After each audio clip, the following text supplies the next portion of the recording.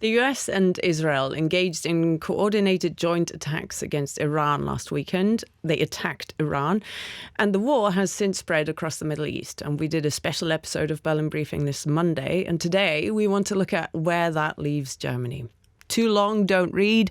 Germany is in a dilemma. Call it a violation of international law, which most experts say it is, or accept that that doesn't really get you anywhere. Well, briefly, it was unclear whether the German Chancellor Friedrich Merz would be able to go on his planned trip to Washington, D.C. this week to meet Donald Trump because of everything that was going on. But he did.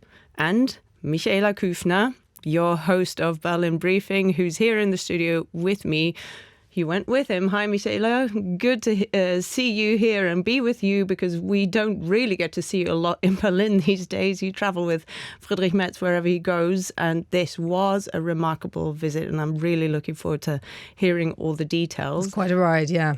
And you also met our studio boss of the DC studio, Deutsche Welle's Washington studio, Ines Pohl. You both were in the Oval Office, and it's great to have you on Berlin Briefing today, Ines. Hi. So on today's episode of Berlin Briefing, we want to ask, bye-bye international law? Is it right for Merz to think more in terms of power?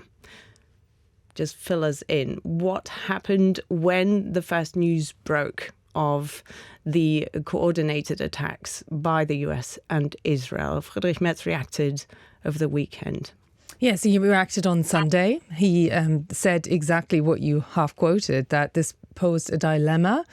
And at the same time, he recognized that there may be a time where action is no longer possible against Iran. So he essentially was unwilling to go down that road of judging whether this is in line with international law or not. But the fact that he spoke of a dilemma quite clearly means that his advisors came to the conclusion that it clearly violates international law. And just as a reminder, because Angela Merkel was German Chancellor when Donald Trump was elected for the first time as US president, and when she congratulated him, she basically gave him a long lecture saying, on the basis of international law, I offer you my cooperation. I'm condensing what she said there. Now, those times are over with that statement. Yeah, and we've got that statement, so let's just listen to Friedrich Merz himself. Condemning Iran's violations of the law and even imposing extensive packages of sanctions have had little effect over the years and decades. This is also because we were not prepared to enforce fundamental interests with military force if necessary. Therefore, now is not the time to lecture our partners and allies. Despite all our doubts, we share many of their goals without being able to actually achieve them ourselves. Now is not the time to lecture our partners and allies. Well, that is not something that the Spanish Prime Minister agreed with. Here's his reaction, Pedro Sanchez, last weekend. Today, more than ever, it is essential to remember that one can be against a hateful regime, as the entirety of Spanish society is, like the Iranian regime, and at the same time be against an unjustified, dangerous military intervention that is outside international legality.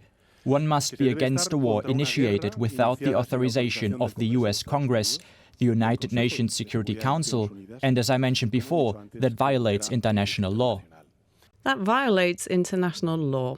So we are playing Pedro Sanchez here because these two, Friedrich Merz and Pedro Sanchez, played a huge role in the European debate, in the reactions here on this continent to what is going on in the Middle East, where essentially Europe has got the role of onlookers. They're not involved, but Pedro Sanchez and Friedrich Merz became the focal points of Donald Trump when he looked at how the Europeans were reacting. So just fill us in, what kind of a mood was Friedrich Merz in when he went to Washington, D.C.? Well, he had a mission and he knew that the whole Iran complex is going to dominate that meeting. The meeting, particularly in the Oval Office, was also the first opportunity for the US press and international press to ask any kind of questions to the US President Trump on Iran. So it was clear the focus was going to be there. But Friedrich Merz wants something entirely different. He wants progress on Ukraine. He wants not just the security guarantees. He wants Trump to be pushing back the Russian President Putin a lot harder on his demands for territory that he doesn't occupy yet, that Russia does not occupy in the Donbas region. There's a fear that that would be a strategic mistake, that giving up those lines of defense would basically open the road to Kiev. That's what the German Chancellor said after the meeting. And then there's a trade issue, that the tariff issue that isn't resolved. There was a deal made last year that essentially is legally void after there was a Supreme Court ruling against that kind of tariff regime that Donald Trump has set up in many places in the world. And now he wants to implement similar tariffs, but on a different legal basis. And he didn't get a clear answer. So that's what Friedrich Merz was really up against. It was a very tough mission indeed, because the Europeans, they want to stay out of Iran. So, Ines, you were in DC. You knew that Michaela was going to be there. What was the mood like in the US? What kind of a debate was going on in the US about the goals of this war on Iran, etc.? It's not as dominating in public view as it might be in Europe. The question if it's like following international law or not. Why is that? Because, Donald Trump has been broken this law like just when he kind of kidnapped Maduro in Venezuela. It's kind of this, it's a different approach. They are much more concerned, of course, what it means to U.S. military. They have young men and women involved. 6 already have been killed, at least. That's what we know, and more probably will be following. So this is really a bigger focus than the question if this is like violating international law. So it is a different discourse. This country is also let's put it that way. As always with the United States, it depends whom you're talking with, because this is such a huge country. So, but big parts of this country were also voting for Donald Trump because he promised not to get the country involved again in these long-lasting big wars. And he is breaking this promise. And this is actually causing some problems for him, also in his really close supporter base, the MAGA movement. So this is really a little bit of a different focus than in Europe, or at least what you have been talking about. Okay, so now to that Oval Office press point, maybe we should add to people who don't go on these trips and who only get to see the final product, essentially, they get to watch the live stream of that meeting between Donald Trump and Friedrich Merz. What many people don't realize is that is essentially the press point before the actual talks, right, Michaela? Yes, basically all of us were lined up outside the Oval Office, and then there's kind of the word go, and everybody squeezes into this very small space. And then there are openings. Not even everybody, right? No, it's a select group. So the press travel. A couple of people from the press group traveling with the German Chancellor, and then US media were in there, and then Ines was in there as the pooler for the international press. So she was basically feeding information to all of them, and I was the one from Deutsche Welle who was able to report directly and also ask questions. But you basically shout questions into the room, hoping that for some reason Donald Trump isn't going to point at you, and then everybody goes silent and you get to ask a question. How far away are you from him? Oh, about 5 meters. Okay. But he did react. Let's listen to, or let's just watch that scene when Michaela shouted a question and Donald Trump responded. Mark Rutte called on the allies to also help you, and are you going to well, you have to ask Mark Rutte. He said not as part of NATO, but to be helpful to you in this. And will you... Well, some of the European nations have been helpful and some haven't. Like Spain has been terrible. They were the only country that in NATO would not agree to go up to 5%. I don't think they would have agreed to go up to anything. They wanted to keep it at 2%, and they don't pay the 2%. So we're going to cut off all trade with Spain. We don't want anything to do with Spain. Did Friedrich Merz say anything in that situation?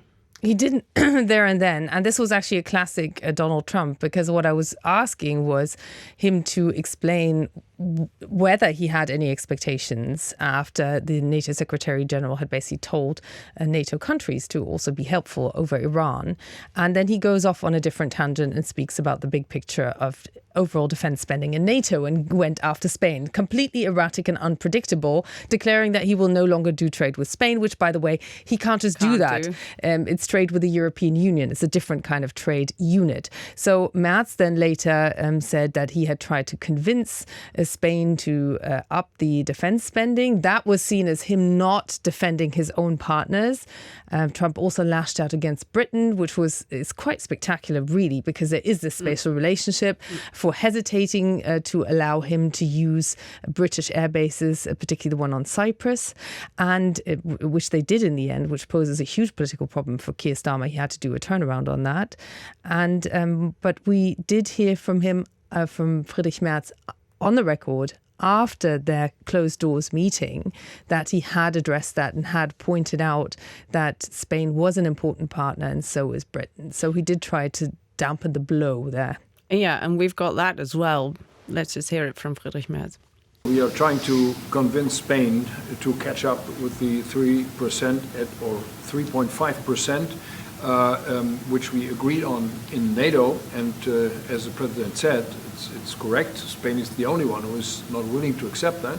And we are trying to convince them that this is a part of our common security, that we all have to comply with these numbers. And this is 3.5 for military and another 1.5 for our military infrastructure. So Spain has to comply with that. So this felt like throwing Spain under the bus. But then later he did say publicly that he had spoken up in defense of Spain and Britain. And I want to bring Ines back into the discussion. Ines, you are the Oval Office press pooler, as Michaela just described. So you do go to a lot of those meetings and you do see Donald Trump acting also, around his guests, etc. What did you notice about how Donald Trump sees Friedrich Merz? So just to give a little bit of a context, Donald Trump actually invented these press conferences in the Oval Office. It wasn't like that. Normally, when a state leader or a high-end visitor also from within the United States was visiting the president in the Oval Office, there was a brief moment for the press to take some pictures, when they shook hands, and that was it. The press conferences are used to take place in the press briefing room. So this is really something Donald Trump invented, and he loves to be in the center. The Oval Office really changed. It became really golden. Like he has all these images, and maybe you can post some pictures later in the chat, how the Oval Office looked like only 2 years ago. So Donald Trump invented this format. This gives him all the power. It's his room, right? So we have seen terrible moments there. I think, or I'm sure everybody's aware how the situation was when Vladimir Zelensky was visiting, and they basically kicked the Ukrainian president. Thank you. And also other world leaders, it was really a hostile situation. Also for us journalists, sometimes, he gets really after you, points the finger at you. Whom are you with? You're with a terrible network. He hates, for example, the colleagues from CNN. That was very different this time. The whole setting in the beginning was kind of a little dull and calm, but overall friendly. And then there was a huge, like a very, in my opinion, male interaction between Donald Trump and Friedrich Merz. Trump was like hitting his leg and giving him these bumps. So it was a very, a good buddy vibe Donald Trump put out there. Of course, he also said some things one shouldn't say. For example, when he talked to one of his advisors and said, well, we will punish them. I don't have the exact quote, maybe Michaela. Yeah, we should hit the Germans really hard with tariffs, which, everybody laughed. But clearly the whole delegation of Friedrich Merz was thinking, no, please don't. Don't go there. It's not funny. It was a very friendly kind of mood. It was special. Michaela talked a little bit about it for the US colleagues. Why? Because this was the first time that Donald Trump talked to press since the war had started. Normally he talks, for example, when he lands with this helicopter in the south lawn of the White House with colleagues, but he didn't do that since the war started. So that was a huge moment for the American colleagues. Friedrich Merz played that very well. He didn't provoke Donald Trump because it doesn't lead anywhere. He was very cautious, but he made his points. Michaela pointed that out in the very beginning and also throughout the conversation. I, of course, also read kind of the reviews from the German press, and some of them were really harsh with Friedrich Merz, but covering the Oval, on a regular basis, he made the best out of it. It was all about Donald Trump. Donald Trump is hosting these moments, and Friedrich Merz basically just was, just sitting next to him and showing a good face. And he used the moments when he could make his point, and other than that, just let Donald Trump play his role. So from this perspective of a regular kind of visitor in the Oval Office, I think he played it very smartly, the German Chancellor. Yeah, but that is something that didn't go down well, say, in Spain. We played Pedro Sanchez's reaction to the US's attacks, US and Israel attacks on Iran earlier. And then to see that the German Chancellor did not come to the defense is something that the press in Spain noticed. Why are you letting the Europeans be divided by Donald Trump? Why don't you stand up for us more? Isn't that a legitimate question? It's a legitimate question, but the question, the times have changed. The question is, does that question really lead anywhere? Because the Europeans are already divided. You're not going to get a joint position on Iran. Just not going to happen. So this unity isn't there. And Friedrich Merz made that choice not to publicly withstand Donald Trump and correct him in his assessment. Now, would it have created even more damage? Would he have become even more angry about Spain? Unclear. What would have come out of that? It could have made it worse for everybody. And that already, just the fact that we're talking about this already shows that it has more of the characteristics of visiting the court of Louis XIV than actually visiting a US president to talk serious business. But it is very serious indeed. The entire Middle East could potentially be thrown into chaos. It's already looking pretty bad. And the question is, how do you contain this? But what has happened, and I would argue it's happened over the weekend, also with the statement of Friedrich Merz, is that he, as Europe's leading nation, the largest economy, himself has given up on the whole concept of international law to define the future division of power in the world. He doesn't insist on it anymore. And that is a historic change, that Germany won't draw that red line in the sand. Instead, we see Spain essentially say what Germany would want to say, but doesn't. And that just shows not that the Europeans are that terribly divided on it. I think you would get quite a big consensus that this is a very dangerous game that Donald Trump is playing. You'll get a lot of consensus in the US at the moment as well. But it just shows how powerless the Europeans are. They already are pretty not strong enough to defend Ukraine.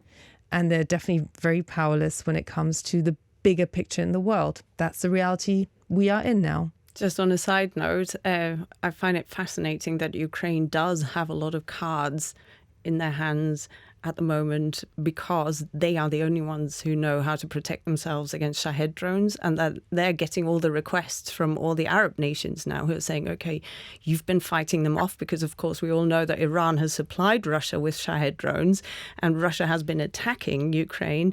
And so, for somebody like Volodymyr Zelensky playing that really wisely, I just find that fascinating. Yes, and absolutely, that could become a game changer for Ukraine. Absolutely. If this escalates further and then the US president suddenly needs the Ukrainian president. And in order to help him out, he might help him get Russia off Ukraine's back. But we simply don't know. There's just so many moving parts at this point in time. Okay, you've said essentially Friedrich Merz has given up on international law. Ines, is that something that is tangible where you are? Because Germany is sort of the last country that is trying at least to meet, or that's what they're saying, to meet their own targets in terms of money that they're giving to the international institutions that are the pillars of international law, like the United Nations in New York. You go there a lot. What are you hearing? How afraid are people there that all those institutions are also going to be a thing of the past very soon? Yeah, it's a huge concern. I mean, the United States is refusing to pay its share. It's the biggest payer for the UN. Donald Trump started this Board of Peace. It's kind of an alternative to the UN, or it's meant to be an alternative to the UN. You can only join it when you pay a huge amount of money. You know, I think just to dial back a little bit, let's be open and frank and honest. The United States has not followed international law many, many, many times. Many wars weren't based on international law. I will talk again about Venezuela and the kidnapping of Maduro, the leader there. It was breaking international law.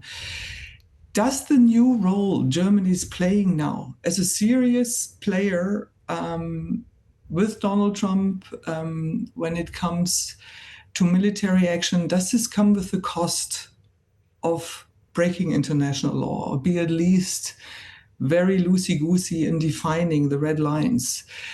It seems to be like that. And that, for me as a German, I have to say it's terrible. I mean, the UN was founded because of Germany. It was founded because of the Holocaust. It was founded after the Second World War to prevent a world which is ruled by power, but not by law. But at the current moment, at the current situation with Donald Trump in the White House, being the most powerful world leader in the moment, and the role Germany has to play, and Friedrich Merz explicitly wants to play, he wants Germany to be on the table, to discuss with Donald Trump the next steps to be taken. Does he have an alternative? If he would have addressed Donald Trump more aggressively when he talked about Spain, I'm sure, because I'm watching Donald Trump really closely, this whole meeting could have really gone down south. Do I like it as an individual person? No. But I think when you're a politician, sometimes you just have to be pragmatic.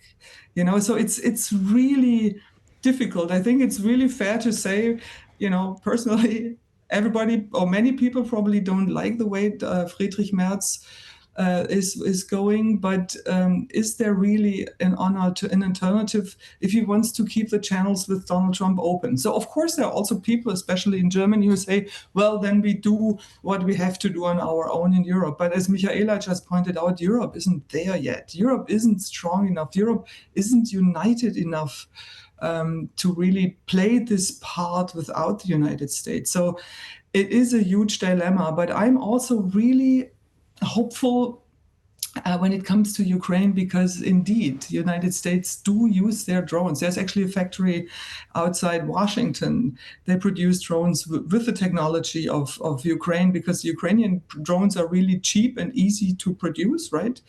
That shall be interesting how this will develop. And one last thought, Russia is depending on drones from Iran, right? And of course, they don't get the support now. So this is also weakening Russia from that side. So I think over the next weeks, we definitely will have a couple of discussions and debates about drones and who kind of produces them and who pays for them, and if this might actually strengthen the position of Volodymyr Zelensky. Yeah. And interestingly enough, I mean, you know, you only need to know that it was, out of all people, the Russian president who condemned that attack on Iran for violating international law. He himself, of course, having launched that war of aggression 4 years ago on Ukraine. but also essentially decapitating a country, killing the leadership, that is clearly something that's also giving Vladimir Putin some ideas. So it's going to be much more of there's no longer even the attempt by the US to try and argue some kind of segue into something being in line with international. They've given up on it, and it seems that their partners have given up on that very expectation. And that just creates a new playing field that is only based on military power, which is, of course, very unsettling for the Europeans, because one thing they have is the rules. And I do remember... If I can jump in there, that is true. And, the Europeans are so proud of that. But then get your act together, then fight, and don't fight in front of cameras, Get your act together. I mean, Europe is so critical with Donald Trump for many good reasons. But get your act together and stop fighting in front of cameras, visible for the whole world, of course, visible for Donald Trump and the Trump administration. But get some deals done behind closed doors. And Michaela, I would like to address a question to you, if I might. You just said, Europe won't come together in Iran. So you don't see any way that they find some kind of common ground also to answer to Donald Trump with one voice? No, I don't see it. The breadth of the statements and opinions, and this was just Spain and Germany we heard from, but then there's Viktor Orban, who is staunchly on the side of Hungary. But this is what I was going to say. There are two factors now. There's elections in Hungary. If Viktor Orban loses these elections, which may well happen, this would really be a great help to the Europeans to be able to find a common voice on this and many, many other issues, including funding for Ukraine. It would just make it so much easier. And the other factor, of course, is China. I was also with Friedrich Merz in China a couple of days ago. He went there before he went to see Donald Trump. That was a complete coincidence. And he was supposed to get debriefed by Donald Trump during this trip. But of course, there was no mention of China in that public meeting at the very least, although they did talk about it. And one big plea that Friedrich Merz had in with Xi Jinping, of course, was that he should stop supporting Russia in that war on Ukraine. And this will play an even more important role now that the Iranians are preoccupied with their own fight. Basically, the regime is fighting for its own survival, so help is not going to come from there. So what is China going to do? Is China going to fill that gap? Or will China take a step back and stick to what it always says? It says it doesn't want escalation. It is for international cooperation and peace. And, there's a lot of verbal, soft cotton talk from the Chinese side, but then they fail time and time again to stop the deliveries to Russia. And I think we just have to look at what Friedrich Merz is probably doing behind the scenes as well, because, of course, he will be in touch with the European allies. He is in touch with them a lot, and he will have spoken to Pedro Sanchez as well. And he actually addressed that question again before he left and went back to Berlin. So maybe let's just listen to that as well. I told him, first of all, Spain is a member of the European Union, and as such, we will only negotiate a customs agreement with the US collectively or not at all. And there is no way Spain can be singled out for especially bad treatment. If anything, we will all come to a conclusion together, and that includes Spain. Isn't that fascinating that in a day and age where we're seeing so many pictures, every one of us, all the time, we're being bombarded.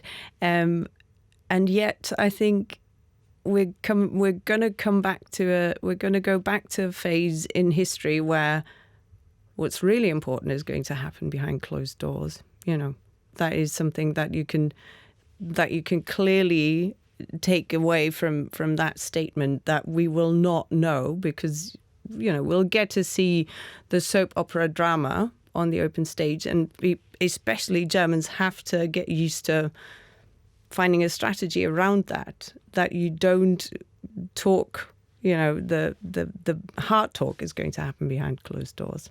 It always was that way to a certain degree, but it just matters so much more now because Donald Trump has a very two-sided approach. There's the political drama that you see out front, and I would say that Spain has less to worry about than he thinks, because once it goes down to 1 or 2 levels down in the US, to those who are actually supposed to implement something, they will realize that it's really much harder to do than possible. So it's always about what catches the president's attention, and we're back to the kind of Louis XIV court kind of scenario again.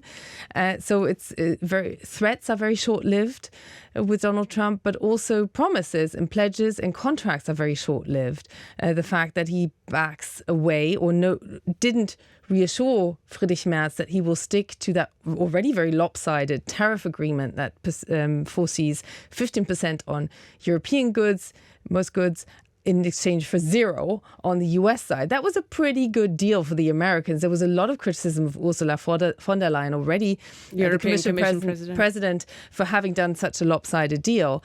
But Friedrich Merz didn't come back with any reassurance. So it's this element of uncertainty. If out of this mayhem in the Middle East, there comes a new dynamic where the US president needs Ukraine to contain this again, that is a very positive dynamic that is created. There are midterm elections this fall, and with US lives being lost, gas prices going up in the US, and here also, by the way, over this very war that we're seeing unfold, this is something that could potentially rein in the US president. That would be my personal assessment, but Ines, I would be much more interested to hear what you have to say about this. No, that's important, Michaela, that you raised that. I mean, we will have midterms in November. That's really just around the corner. I've been talking a little bit about it. The support from the American people for this war is not big. Also because he didn't involve Congress, of course. So that's also like a problem for the Democrats and for the Constitution, if you wish. So and it looks in the moment as this might happen if this war draws on for a long time. It's going to be really difficult for Donald Trump because his kind of ability to stick with a topic for a long time is very limited. He wants to move on. In many ways, he was able to do. Nobody's talking about Venezuela anymore. But with this conflict, that's different because it's spreading throughout the region and it can't be just stopped. So he might really have opened the box of the Pandora here. And this is a huge concern also for military experts, actually from both parties. So that's a very difficult situation for Donald Trump. I think that's also one reason why he was so friendly with Friedrich Merz, because he needs also the optics of another leader to support him. So in that regard, he definitely used Friedrich Merz's visit, which was planned long before the war started, to kind of give him the approval. Listen, I started this war, but I'm still accepted on the world stage. So the next days will be crucial for Donald Trump. It's a very difficult situation. I was in the briefing room yesterday where the press spokesperson of Donald Trump, Caroline Leavitt, briefs once a week at least. And you can tell she is nervous. She does not want to be addressed with these questions. What's plan B? What will be happening next? So it's a very difficult situation also for the president. If this war draws on, he might really face a huge backlash in the midterms, and that might diminish his power for the last 2 years of his presidency. Thank you so much for your analysis, Ines, and for all the insights that you've shared with us. And just keep reporting from the Oval Office and fill us in, take us by the hand. And same to you, Michaela. Always great to hear your reports from those trips.